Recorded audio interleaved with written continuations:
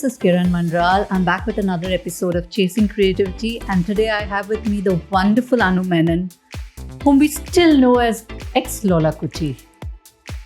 Welcome to Chasing Creativity, Thank Anu. you, Kiran. Thank you for having me. I've always wanted to chat with you, Anu, because I'm fascinated by the fact and how do you live or how do you struggle to shed that, or are you happy with that baggage, that role, that persona? I've always said I don't think you can really resent something that you partly created. So I just feel it's just come in the way of my item number career. Kiran. That's all. I could have done Kala Chashma instead of Katrina Kaif, but be that as it may. No, I think it's amazing, and I feel like we're at that stage where Lola ended honestly 12 years ago. But the fact that she has this place in people's hearts and minds, and sometimes a lot of people on Insta remind me of things that I've completely forgotten. So her appeal has sort of, I've been gobsmacked by it. And it's also touching and heartwarming and all those warm and fuzzy things. I can vouch for that because when, my studio and my team found out that you're coming and they were like, oh, wow, we saw her. We were growing up and we loved her and they're also excited about it. And I've always wondered, you slip into a character as a process and it's very different from who you are in real life, except for the fact that, of course, Malayali, that's the only thing I can see in common. You build on this character becomes part of you for so many years. And when you need to slip out and to do a different role, have you ever found that difficult in a way? Or, sometimes do you feel that that comes very naturally to you and you have to put in a little more effort to be the other role that you want to be? So the thing is, I was always used to playing a role. So for me, it was an interesting transition from because I do theatre as well, right? I do one new play every year, and because I love that theatrical process of jamming with other actors and discovering a character on stage, etc. So the thing is, I was always going from one character to the other. So with stand-up, it was the first time, and I guess it's the closest version of yourself on stage, or at least who you are at that point in your life, right? On stage. So I think it was, when people talk about finding their voice, I think I was used to slipping in and out of a character. But for people initially, it was very divided. Some were really happy when they saw me on stage. Oh, this is what she's like without the Lola baggage. And for the others, they were like, oh, what have you done with my childhood? You've taken my whole childhood and this person messaged me and said, and you've just set it on fire. It was like a dumpster fire. And I was like, oh. So now you become responsible for people's nostalgia as well, right? So I think that was the interesting transition as to who you are without playing a character. And I think stand-up has afforded me that. And also it's an entirely new audience now, right? So there's no Lola baggage for most people. Wonderful. And then for the people who remember, that's a bonus. So that's the way I look at it. Lovely. Anu, you come from a family of advertising professionals. You chose theatre. Yeah. What was it about theatre that appealed to you? When was the first time that you realized that, this is my calling and this is what I need to be doing for the rest of my life? So the thing is, because like you said, my parents were in advertising, there was never that doctor, engineer, South Indian family pressure, right? So they had broken the stereotype and that mold and the glass ceiling with regards to that. I thought I would naturally delve into advertising because, it's in the genes, etc. And I was a very quiet, shy child, which people find very hard to believe now. But I would always inflict my mother with stories of what happened in school for that day. And she would say, why don't you go and try out for your school audition? And I was like, no, I'll just, I'll forget my lines on stage. I'll be so nervous.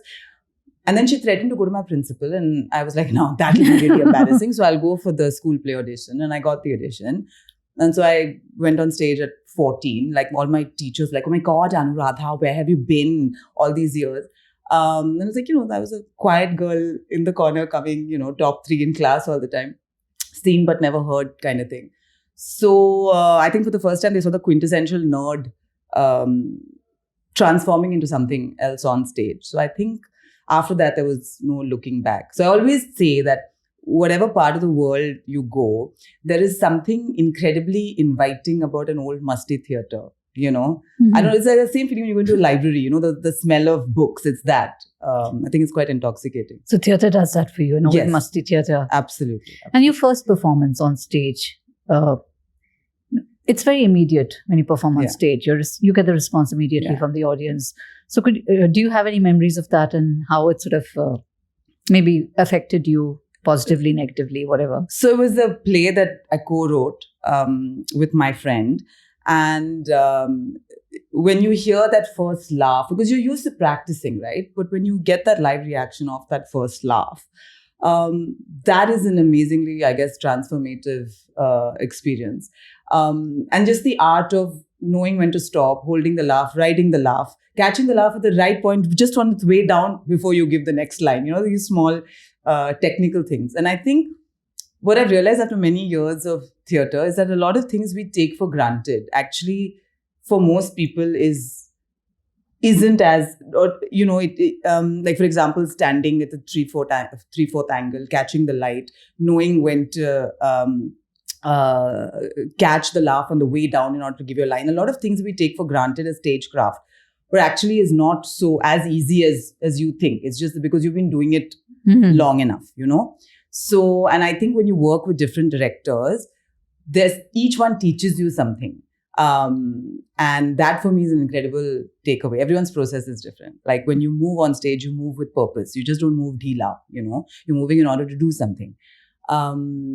So yeah, I find the whole process of stagecraft, I find it fascinating. Yeah. That's why you're here and that's why you're doing that. You trained in theatre. Yeah. And it's an unconventional career choice, of course, because your parents were in advertising and that went on. At that point, this was way back, so not so long ago.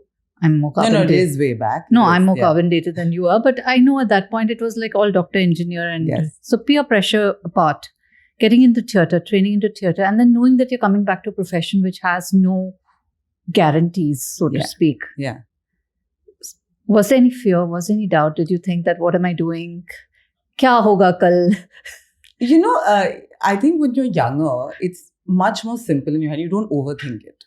My mother said, look, if there's something you really want to do, you should pursue it. And I was like, but what do you mean? She said, yeah, just go for it. So I'd gotten a part scholarship. And so I went to England to this acting school called East 15 Acting School, which was affiliated with the University of Essex. Best 2 years of my life, because also you're with like-minded people, you're climbing imaginary mountains, wading through imaginary waters and things like that. Sorry, what is the question? I tend to digress a lot. What is your question? Oh, there was any fear? Yeah. So I think in my head, the plan was very simple. I would move to Bombay. I would get a day job that would support my theatre habit. And that was the plan. I wanted to be part of a play that toured the world. I had very, I suppose, realistic dreams of, you know, it was never like I wanted to be a Bollywood star or anything like that. I remember once I'd met a Bollywood director who looked at me and said, you know, if you were a heroine on my film, I wouldn't let you eat at all.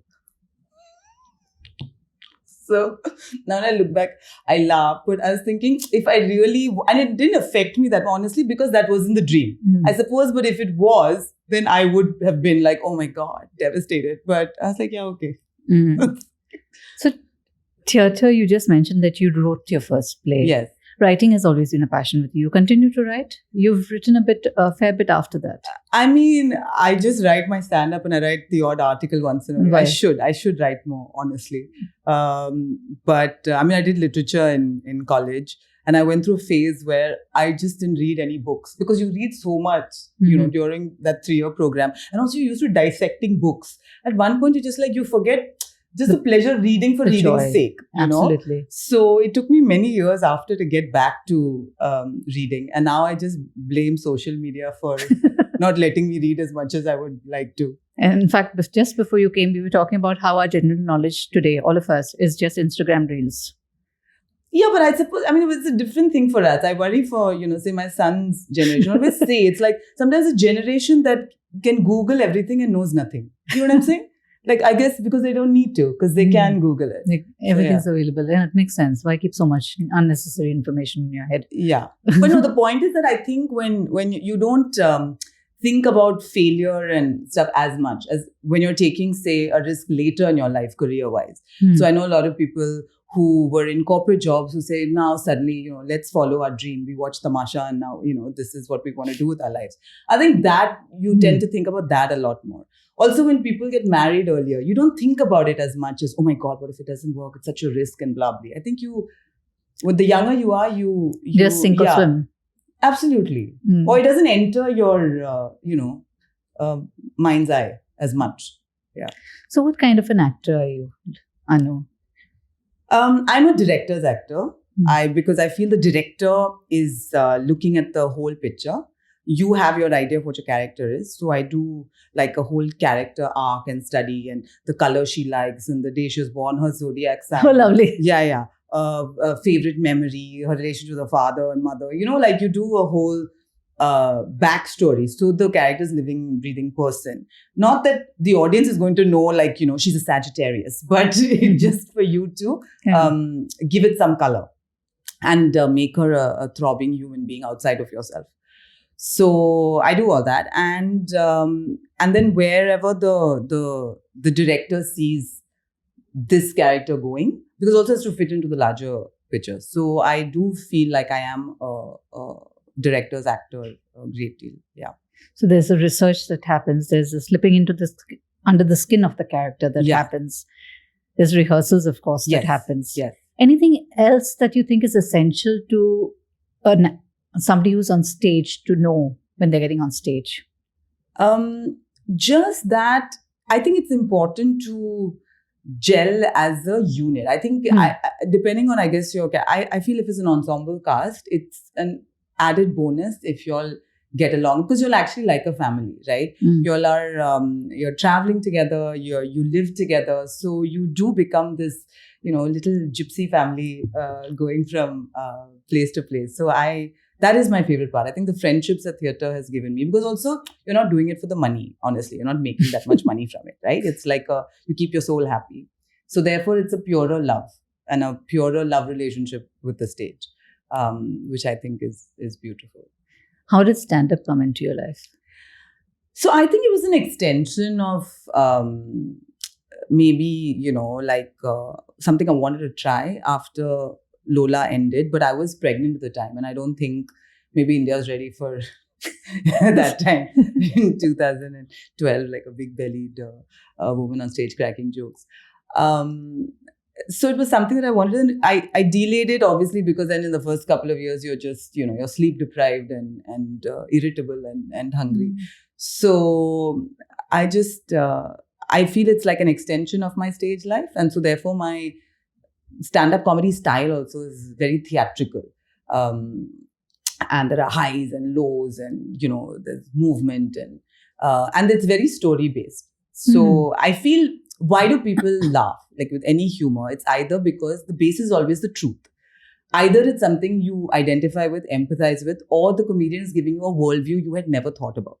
So either way, there is, that relationship that's built on stage between comedian and audience. So mine are always story-based, always based on something that's actually happened to me. Obviously, there's embellishment and the theatrical license that you take, but the basis is always the truth. And I think that is very important, that you believe in what you're saying, because I think the audience can pick up if the sur is wrong. Okay. That if you're trying to be a shana about it or not, if it's not authentic enough, I suppose.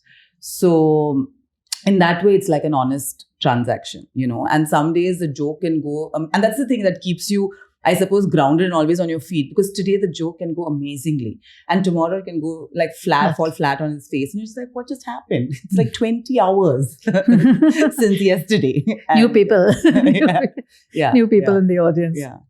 So when you write your stand-up skit, are there places you wouldn't go or don't touch at all in terms of themes, topics? Yeah, so the thing is, I have never been a political comedian. I've always been a story comedian. This is what's happened to me. This is what my son said. This is what my husband did. Whatever. So it's not been like so traumatic for me to change my style or anything. But of course, you are cognizant of so many things because literally, like if you do a corporate show, you're told, so Anu, I don't need to tell you, we're very open-minded. We're really open-minded. You can crack jokes about anything except sex, drugs, religion, politics, politicians, authors, actors, coffee, tea, beverages, alcohol, OTT platforms, sports, especially cricket and football. It's like, can I breathe? And they're like, I hope your jokes are funnier than that. And you're like, sure. I'm very concerned about the authors out there. Yeah, I got authors also once. I was like, oh. What power do we have to protest? Clearly, the power of the word, Kiran. You don't realize your own power, Kiran. The pen is mightier than the sword, as they say. I am going to take offense now to many things. Thank you for telling me this. This is a revelation. Yeah. Lovely. Yeah. So, with that whole laundry list of things that you cannot talk about, you still have to come up with content for corporate shows. Yes. What is left? This is true. And then, the thing is, even when you talk about your own family, I've got messages of, how can you make fun of your son like this? How can you make... I was like, but if I have to pay for my son's material needs in this material world, I will use him as material. Also, I feel like you can't please everyone. And my thing is, if your trifecta is happy, your family, they are happy with, and they're okay with you, that's all that should matter. So, Bunty from Bhatinda is not your concern. Doesn't matter. Yeah. Absolutely. Very well said. And I know I get this because when I used to blog, I would be calling him Brat. Yeah. I'd get very angry comments. Yeah. How can you call him Brat? Is he a brat? I gave birth to him. Yes. I will call him what I choose to call him. Yeah. You don't get a say. Yeah. But I get you completely. You do something very interesting called Vigilante. Yes. Which is basically educating people about financial crimes and scams and things like that. But given the fact that the topic is so dry, how do you work around it and make it entertaining like you do?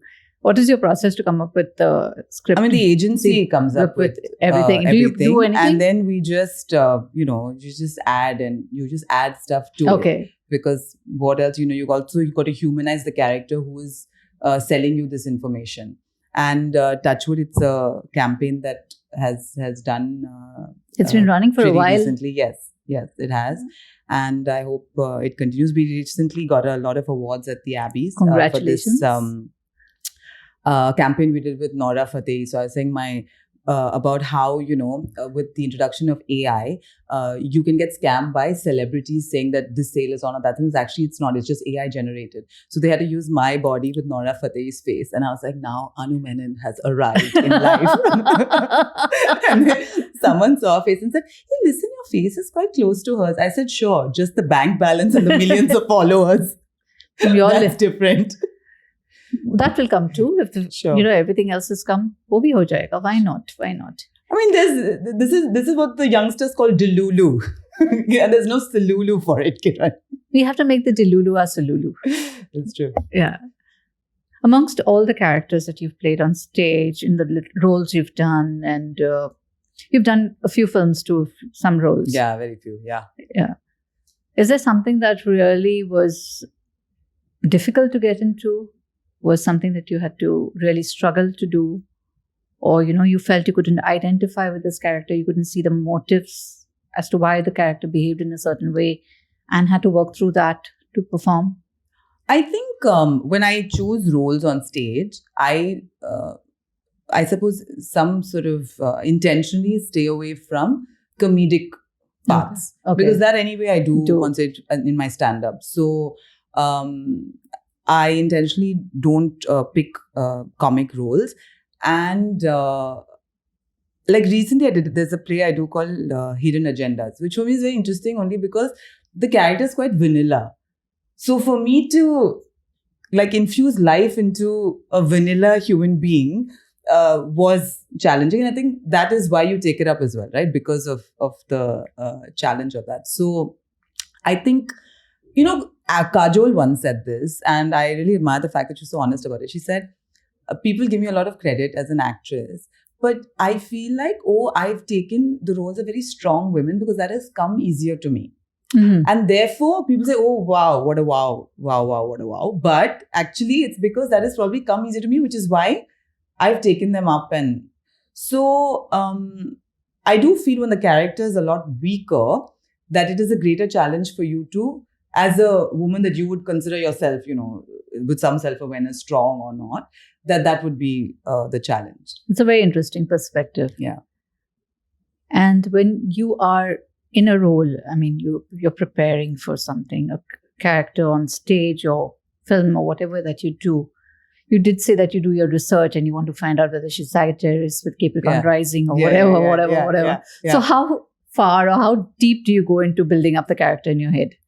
Are you the sort who will actually go and dress like that person or go and visit the place that the person may have come from? These are all, but most, unless it's a historical thing, because once I played Sarojini Naidu in a play about Gandhi. So then that is like heavy research based.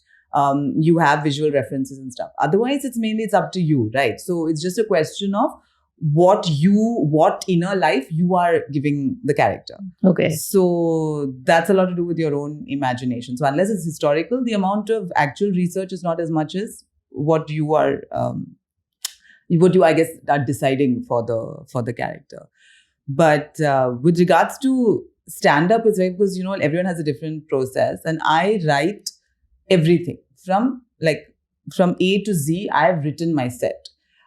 Because I need to do that. But a lot of people, a lot of comedians, and I admire this, will have a vague idea of what they want to say and will discover it on stage. Wow. I said, I cannot. That's courageous. I really cannot do that and I would never, because I need to know where the story is going, where my, I guess maybe it helps me, and that's my process. I don't know. And I've realized also there's no right and wrong when it comes to a writing process. It's just, I suppose, what works for you. There's one comedian said that he knows all the punches in the story, but he will get there differently each time. Okay. But for me, I will get there in the best way I know how. And if that works, then I'm not going to, unless I can better it, I'm not going to change it. Okay. So, and also, I keep saying also a lot, no? Yeah, anyway. So, I have this thing that somewhere, and maybe because the truth is I live in town and all the comedy clubs are in the suburbs, and I have to get up at 6:30 in the morning to send Satan's Pawn to school. So I'm like, come all the way for 15 minutes. Sometimes you're like, So I don't do it as often as I should, and that's the truth.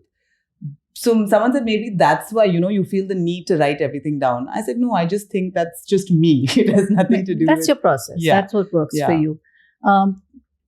How do you work with your material that you've already performed? Do you take it and recycle it, or do you completely kill it? Because I read George Carlin saying that he completely kills his material. I think it's important to keep certain jokes. Like for you, certain things that you may find that you've outgrown or are too simplistic for you. But certain audiences still like it. Mm-hmm. And at the end of the day, I think your duty is to your audience. A lot of times, as comedians, you want to impress the other comics on the roster, but that's actually not your job. Your job is just to make the people in front of you laugh. So, and certain kinds of audiences demand certain. Some audiences laugh at the simplest joke, and I think there's great beauty in laughing at the simplest joke. You know what I mean?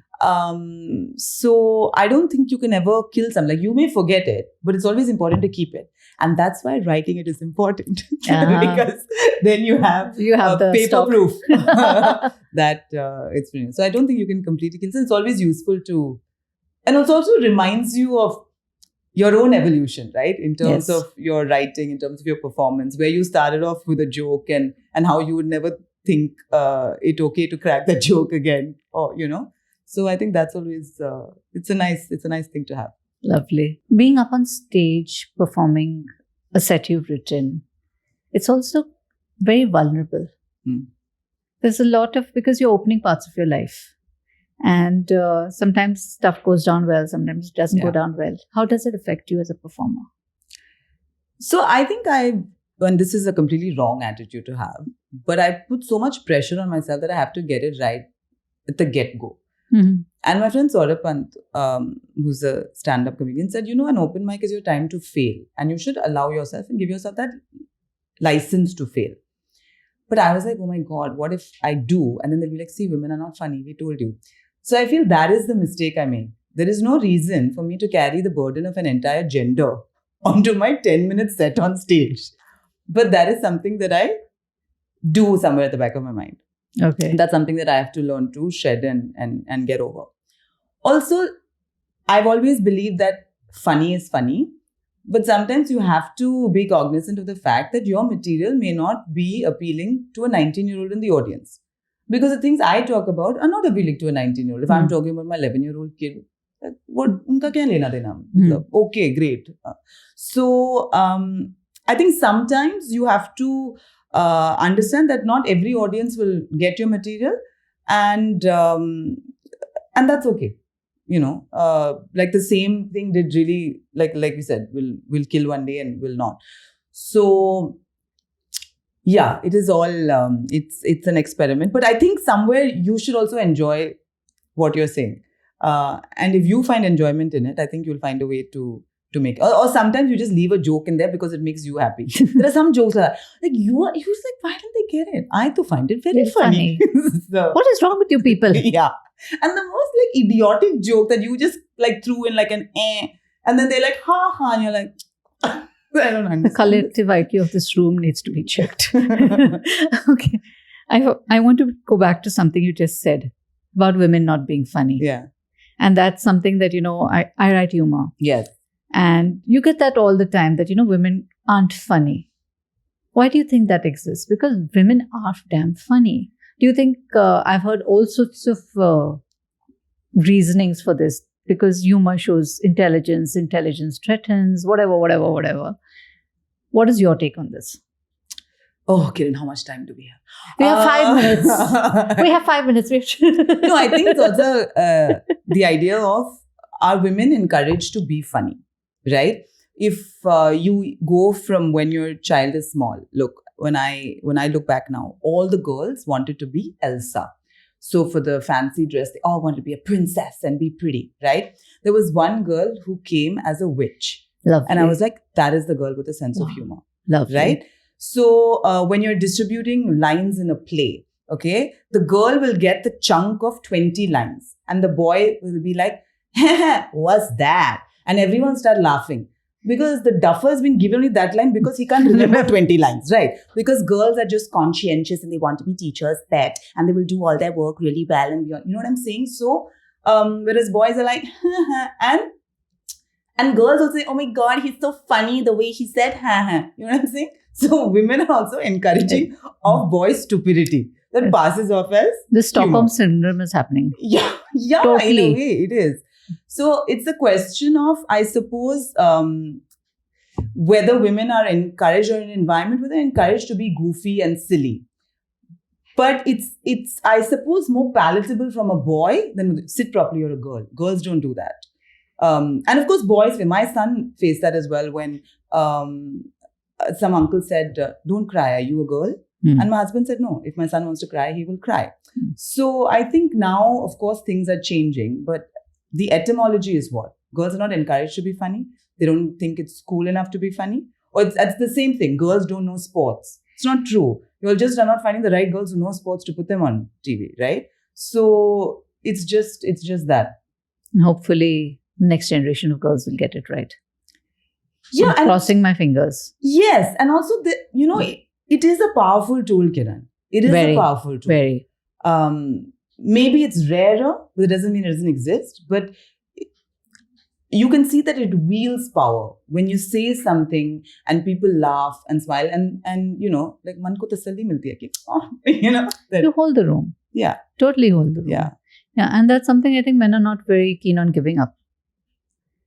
In a sense, I suppose also again, like they're not used to it. Mm-hmm. They're not used to women being as funny. Or funnier, as the case may be. Interesting. What's coming up next from you, Anu? I have no idea. I have to finish writing my second stand-up special, which I've just been pushed. Now I have no excuse because my son's school has shut. So now I'll have to finish those last 20 minutes and go to comedy clubs to try material more. But that's something I want to do. Finish my second stand-up special. And we'll see what happens from there. And what about in terms of theatre? Is there anything coming up that you're really looking forward to? Yeah, so there's this play I'm part of called Hidden Agendas. And it's running on June 23rd and 27th.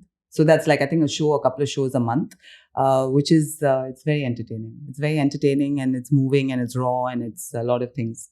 all put into one. And it's a cast that's great, and we all get along, and we quite like each other. We're not even acting. That's the best part of it. Yeah. Is there some character that you want to play that you're going to write for yourself?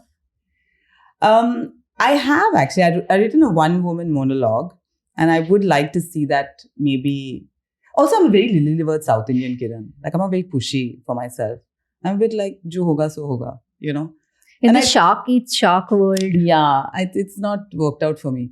I think also we're in a profession where we don't know what's around the corner. You know, it's something sometimes I feel you can't really plan everything, because sometimes an opportunity comes up that you didn't foresee. And yeah, so I think at this stage in my life, I was always a planner. And now I'm a little more, we'll see, which is a huge change for the part Taurian in me. The part Taurian. Yeah. Part Gemini or part? Yes. Okay. Cusp, Taurus, Gemini. Earth sign and air sign. So I'm suspended 21st in limbo in between. 21st May, 22nd Yes, May. 21st May. Yeah. My husband's, yes. Yeah. We share the same birthday, right? Same birthday. Yeah. That's what I guessed. Yeah. Lovely, Anu. I hope you get a chance to do that monologue that you wrote and you spoke about. Thank and you. look forward to seeing that. And all the very best for whatever you do. Thank Theatre, stand-up, writing your plays, writing your books. I hope to see a book out from you soon. But Kiran, just tell me, are you always serene and have the sense of equanimity? I just want to know. Like, do you just levitate every morning and give everyone a complex? Or this is just... Levitate every morning. I wish. Every morning it's like, Chatta Mata. Like, I don't think that you would be unruffled about anything, Kiran. Everyone was telling our common friend Meghna Pant this. I said, I love this Kiran. I want to be Kiran Manral. So you don't want to be Kiran Manral, because Kiran Manral is a duck in the pond with legs are paddling madly and just gliding on the surface. Every morning you put something on Instagram. How many thoughts does she have? Every morning you put something out. Words for the wise. And I'm like, shit. It's amazing. It's Kilroy was here. I just have to mark my presence on Instagram. I can't do reels. So I have to do that, to be honest. But thank you so much. No. Thank you. Thank you, Kiran. This was lovely. Thank you.